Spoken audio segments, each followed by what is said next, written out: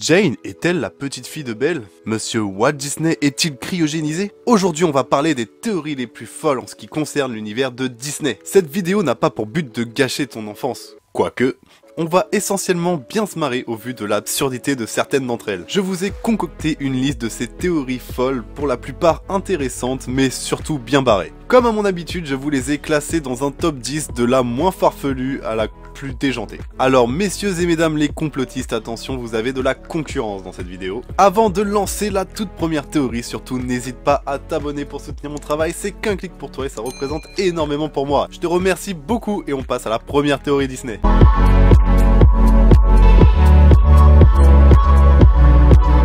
Allez, on commence avec, et vous devinerez jamais, une théorie qui a été confirmée par les créateurs. Et oui, ce sera bien la seule de cette vidéo, mais c'est bien le cas. Vous souvenez-vous du marchand au début du film Aladdin? Il se pourrait que ce soit le génie. Bon, évidemment, le fait que ce soit Robbie Williams qui fait le doublage des deux personnages, ça met un peu sur la piste. Mais bon, comme les réalisateurs ont confirmé tout récemment que c'était bien le cas, ça me faisait plaisir de la mettre sur la vidéo, je pensais que c'était une bonne idée de l'introduire dans ce classement.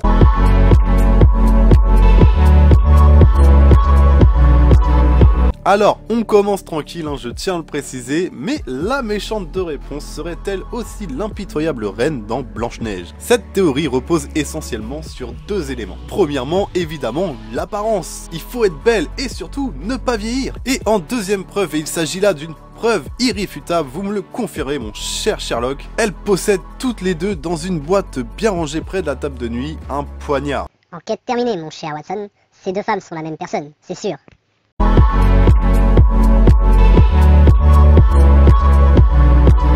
Tu as sûrement déjà entendu cette théorie qui dit que Tarzan est possiblement le frère d'Elsa, tu sais, la reine des neiges. Bah oui, deux parents morts dans un naufrage.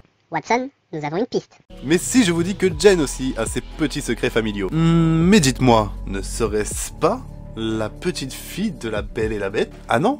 Et ce service de thé, il ne te dit rien? Mais si, bien sûr. Petit clin d'œil à la robe de mamie? Possible. En plus, franchement, entre nous, niveau love story, je sais pas, il y a un truc, non? Je trouve qu'il y a quelque chose, mais je saurais pas dire quoi, hein. Plus de doute maintenant. Jane est bien la petite fille de Belle et la Bête.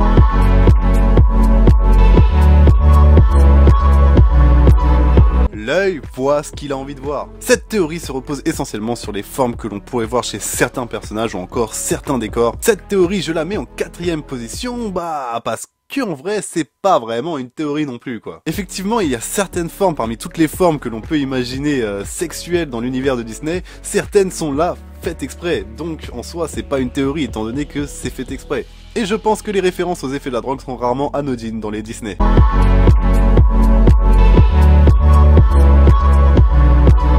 Ah, le niveau monte. Avec toutes ces vedettes qui ne seraient pas mortes, et non, certaines seraient dans une île déserte, ou encore certains seraient partis dans l'espace, notre monsieur Walt Disney n'y échappera pas. Sûrement la théorie la plus absurde sur lui, malheureusement le pauvre, mais effectivement, il ne serait pas mort d'un cancer des poumons en 1966, mais il serait en fait cryogénisé.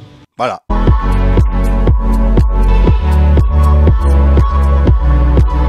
Un monde post-apocalyptique, la race humaine a dû tout recommencer. Et nous voilà en 10 300 après Jésus-Christ. Alors Sherlock, comment t'expliques ça? Oui, là, c'est compliqué.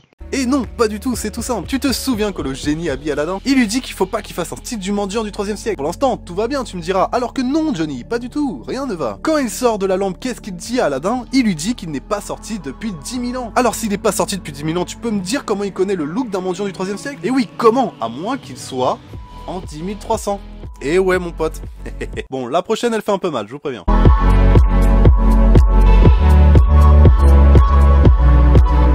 Alors, sachez que la toute première théorie était que Timunus est un pédophile. Tout simplement, ça devait être le titre de ce petit paragraphe. Et oui, logique, vous me direz, en même temps, à peine sa rencontre avec la toute petite Sophie, qui fait tout son possible pour la ramener chez lui. Flippant. Mais surtout, tu en connais beaucoup, toi, des créatures avec des jambes de bouc, un corps d'homme et des cornes sur la tête qui n'est pas une référence directe à Satan. C'est carrément le seul moyen de rendre Ned Flanders méchant. Ned Flanders. Coïncidence? Je ne pense pas, non. Ouais, fallait au moins que je dise cette phrase dans ma vidéo, attends.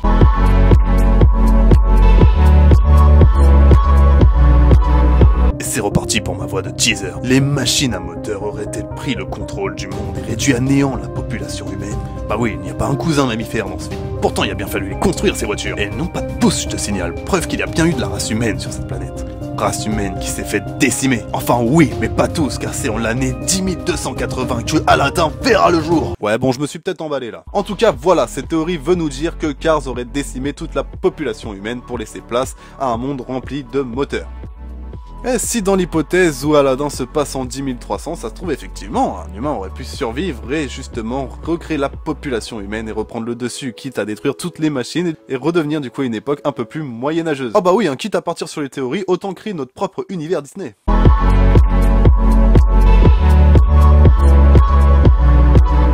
Oh toi fan de la petite sirène, tu le sais bien mieux que moi, mais oui, la mère de notre petite Ariel est morte par des pirates véreux. Et c'est déjà une belle preuve je trouve.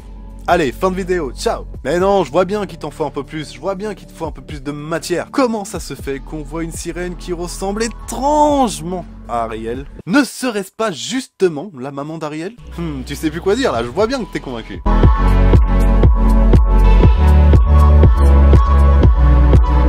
On le sait tous, Peter Pan ne peut pas vieillir. Mais est-ce vraiment le cas également pour les enfants perdus? Eh bien, selon cette théorie, ce ne serait pas le cas. Ce qui justement énerverait beaucoup notre Peter qui tuerait le premier qu'il trouve plus âgé. Et il y a même une légende dans la légende. Il est dit dans... Attention.